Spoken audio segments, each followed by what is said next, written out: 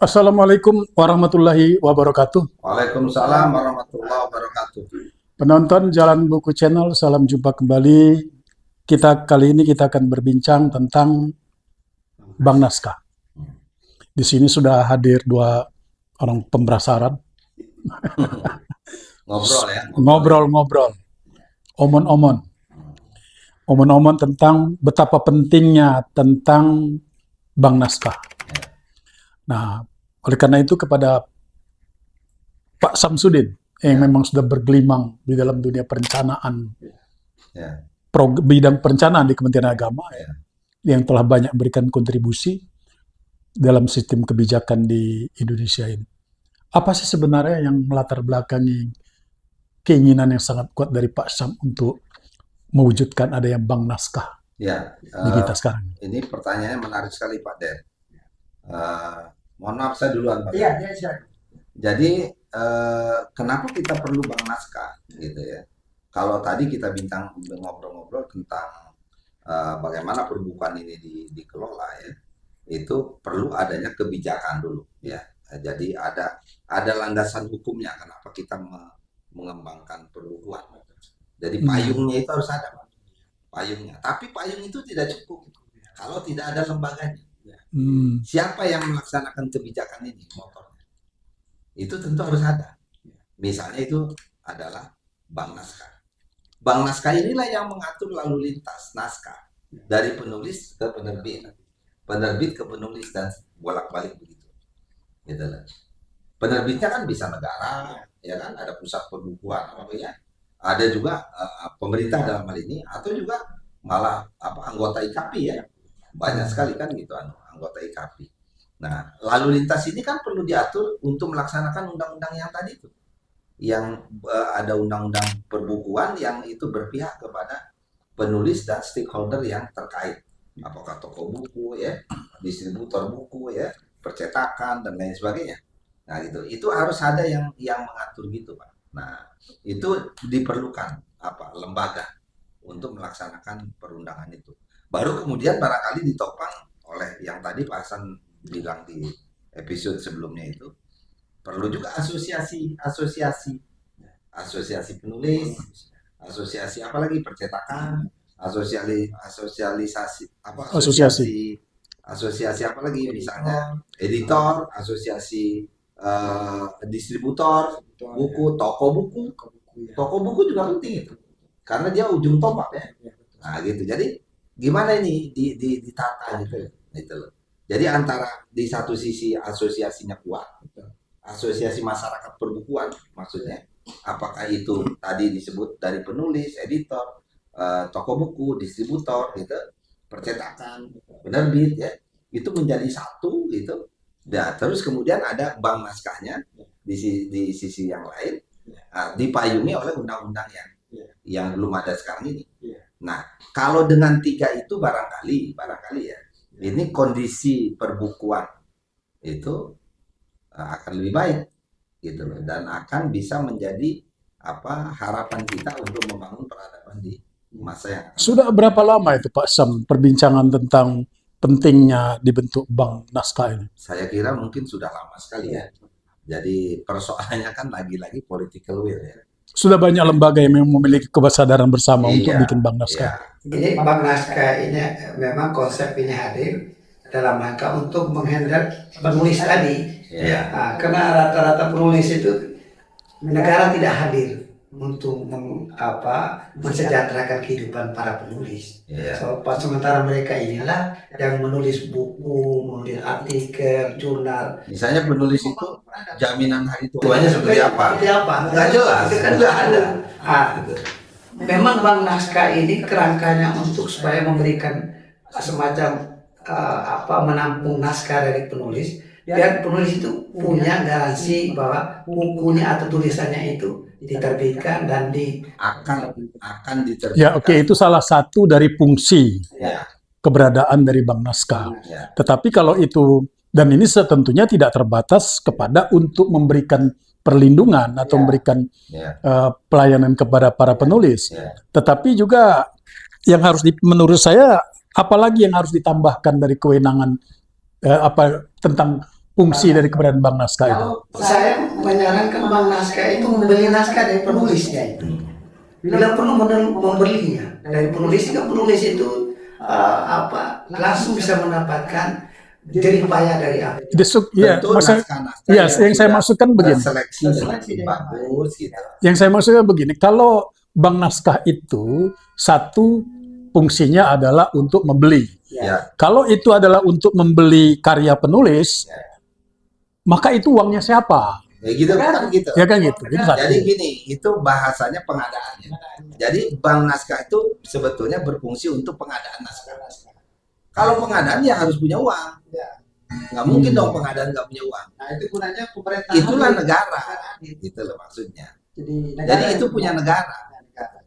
Bank naskah itu punya negara. Gitu. Jadi hanya satu fungsi, tapi menurut saya harus Enggak, itu diperkaya. salah satunya. Ya maksud saya selain itu, karena begini, pemerintah pun kadang-kadang, namanya pemerintah ini kan ada keputusan politik. Ya. Keputusan politik itu mereka ada kepentingan. Ya.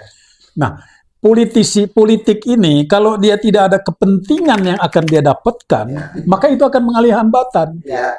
Nah, artinya bahwa sampai seberapa jauh kepentingan negara akan terkomodasi. Ya, Arti jadi- penting bagi negara. Ya, Dia saya akan lanjutkan mendapatkan kalau gitu. Saya lanjutkan. outcome, manfaatnya apa? Oke, saya lanjutkan. Jadi selain kita itu apa fungsi pengadaan tadi, pengadaan naskah, yang kedua fungsi ini pengendalian mutu. Mereka tuh harus menjadi penjamin mutu. Kalau naskah abal-abal, ya jangan diterima dong. Ya, betul. Nggak bisa asal masuk aja gitu, nggak, apalagi dibeli kan. Nah gitu loh. Jadi dia itu nanti akan mengembalikan naskahnya kepada penulis misalnya. Oh ini naskah nggak bisa, nggak laik. Karena gini-gini harus diperbaiki. Bukankah itu menjaga mutu? Jadi dia quality insurance ya.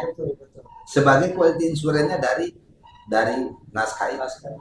Nah, itu yang kedua, ya kan? Yang ketiga fungsinya ya melindungi penulis tadi, hak-hak penulis. Sehingga Itu orang. Itu orang. Nah Yang sekarang dilindungi. ya yang dilindungi. Ya. Kemudian kedua menjaga kualitas. ya Kemudian yang ketiga yang perlu dipikir, menghadirkan naskah pengadaan. ya pengadaan. Yang Ya. ketiga itu juga karena begini, di dalam dunia semua informasi yang berseliweran sangat banyak ini Ya. tadi, kan begitu. Ya, Banyak sekali sumber informasi yang Ya. harus yang kita ketahui, betul. berseliweran dan itu tidak terseleksi. Gitu loh. Ya. Nah, ini juga apakah memang bisa diatasi oleh bank data ini?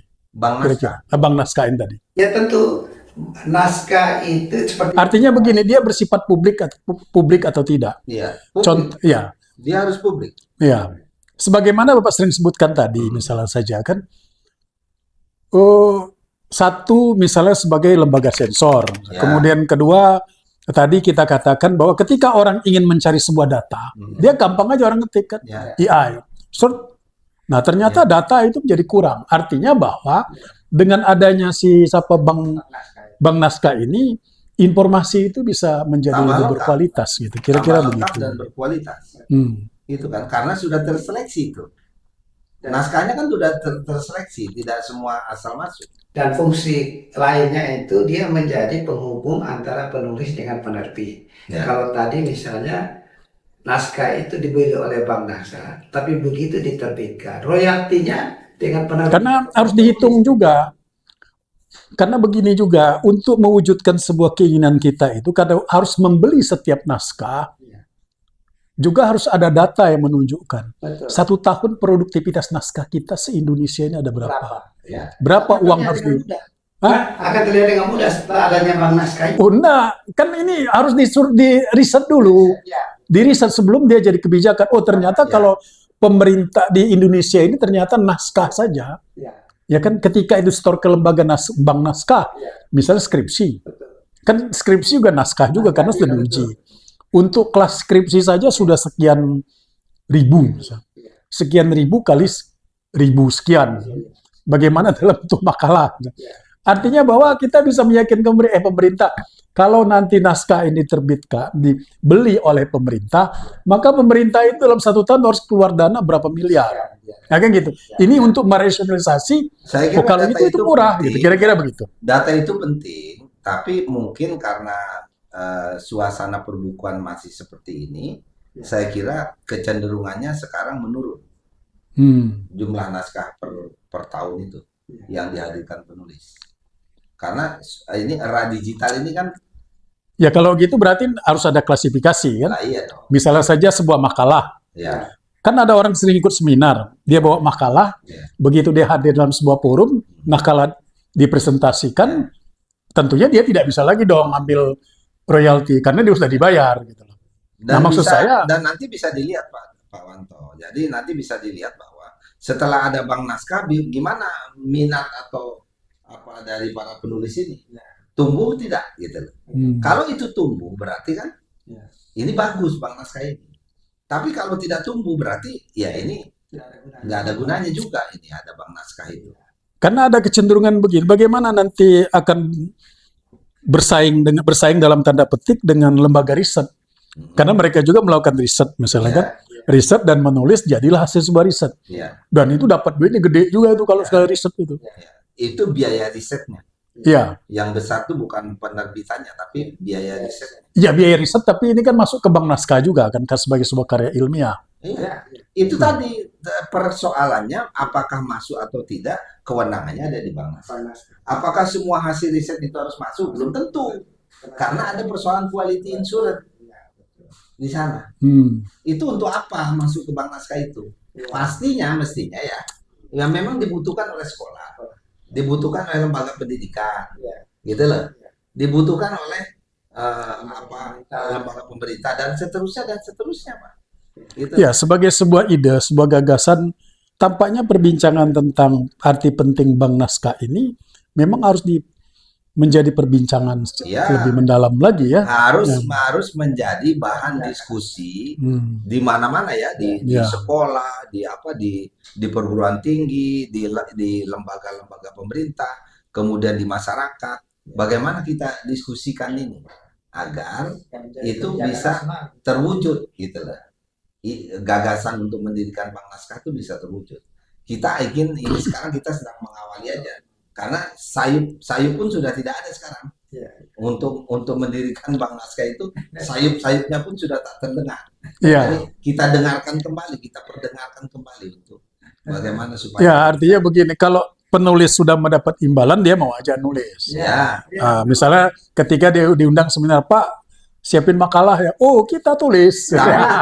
Tidak terlalu serta-merta begitu, cuma maksudnya kalau untuk memelihara ya kelangsungan hidup penulis, sebaiknya memang diberikan itu tadi rambu-rambu perlindungannya ya.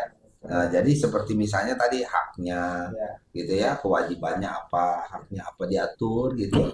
Kemudian ini kondusif nih untuk melakukan. Ya pengaturan ruang lingkup kewenangan dari. Iya. Jadi bagaimana agar profesi menulis itu Pak Der itu memang dihargai. Gitu loh. Supaya produktivitas tentang perbukuan dan pernaskahan itu berjalan. Ya, itu kan kecilnya, besarnya kan ke peradaban. Ya. Karena kan peradaban kita nggak boleh diam. Kan harus bergerak, maju ke depan. Indonesia emas. Ya, seharusnya kalau gitu para akademisi, profesor, doktor, segala macam itu juga harus berbicara. Iya. Itu tadi kan saya bilang di kampus, di satuan pendidikan, di tingkat dasar, di perkantoran, kemudian di masyarakat, mestinya disuarakan dong, supaya ada perhatian. Yang saya prihatin gini lah, kita sering ya dengar debat capres ya. Tiap 5 tahun sekali kita dengar ada debat capres. Anda suka dengar nggak? Iya. Yang maksudnya yang ada calon presiden yang punya kepedulian terhadap nasib perbukuan. Suka dengar nggak? Iya. Di apanya, di program dia apa ada? Saya nggak pernah lihat, nggak pernah dengar. Gitu loh. Ini yang kita prihatin. Gitu loh. Itu Pak Den. Iya. Dikatakan buku itu jendela dunia. Tapi tidak pernah dibuka jendelanya itu. Jadi penonton Jalan Buku Channel, perbincangan tentang arti pentingnya bank naskah itu cukup menarik dan memang harus diwujudkan dalam bentuk sebuah undang-undang ya. Dan kemudian harus ada kelembagaannya yang mengatur kualifikasi atau persyaratan-persyaratan yang terkait dengan persoalan naskah. Saya kira begitu, Pak. Salam jumpa kembali penonton Jalan Buku Channel pada episode yang akan datang. Billahi taufiq walhidayah. Wassalamualaikum warahmatullahi wabarakatuh. Waalaikumsalam warahmatullahi wabarakatuh.